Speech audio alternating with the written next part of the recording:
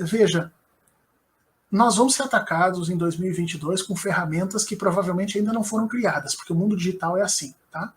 Hoje, talvez não tenham ferramentas, mas daqui a 2 meses surjam ferramentas que podem ser utilizadas de forma política e contra as quais nós não vamos ter antídotos.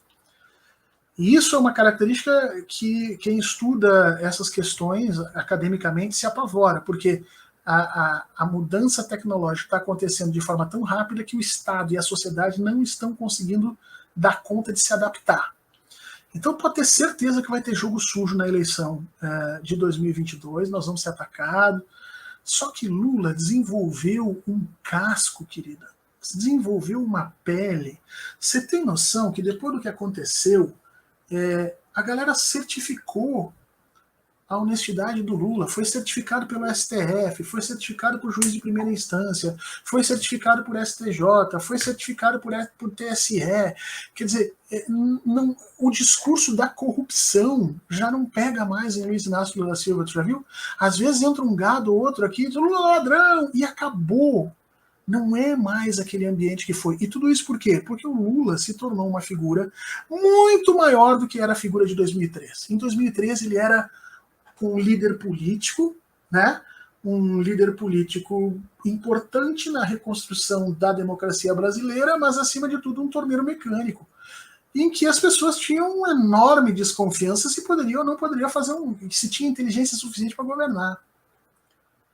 Hoje, Lula é uma personalidade reconhecida internacionalmente e, pasmem, reconhecida internacionalmente como uma das poucas lideranças que pode reorganizar o cenário internacional. E é por isso que os norte-americanos têm tanto medo dele.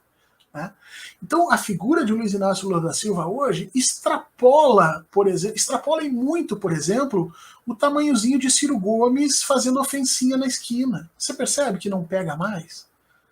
Uma época, eu me lembro disso, uma época a Pepsi Cola fazia um monte de campanha contra a Coca-Cola, vocês lembram? Um monte de campanha. Era campanha diretamente atacando a Coca-Cola. A Coca-Cola nunca respondeu uma das campanhas da Pepsi. Porque a diferença entre as duas era tão gigante nessa época, e isso antes da Pepsi Cola, antes da Pepsi se juntar com a Ambev e tal, né? Naquela época a diferença entre as duas era tão grande que qualquer coisa que a Pepsi fizesse não incomodava. É mais ou menos isso hoje, Lula. Né? Então, ele certamente sabe que vai ter, e a gente vai ter que se cuidar, a gente vai ter que ter um comitê de campanha com pessoas capazes para detectar isso e agir propriamente, mas eu tenho a impressão que alguma coisa para pegar em Lula hoje, depois de tudo que ele sofreu, depois de tudo que ele passou, é muito difícil. É muito difícil. Só para vocês terem uma ideia, internacionalmente comparam Luiz Inácio Lula da Silva a Mandela. Só para vocês terem uma ideia, é que nós brasileiros não temos essa noção, porque a gente está aqui, né? E é sempre mais difícil a gente ver reconhecer o tamanho das nossas coisas. Mas internacionalmente, Luiz Inácio Lula da Silva é comparado à liderança de Nelson Mandela. Então, assim, é difícil um homem desse ser atacado de novo da forma que ele atacou. Veja, para eles prenderem Lula, eles destruíram o país. Eles destruíram a justiça, eles botaram 14 milhões de pessoas na miséria, na fome, eles desempregaram 18 milhões de pessoas, eles quebraram com o sistema com a indústria de construção civil no Brasil, eles empobreceram um monte de gente, tudo isso para prender o Lula. Se eles tentarem fazer isso de novo, periga não sobrar Brasil nessa história toda. Então, acho que disso nós não vamos morrer, Silvana.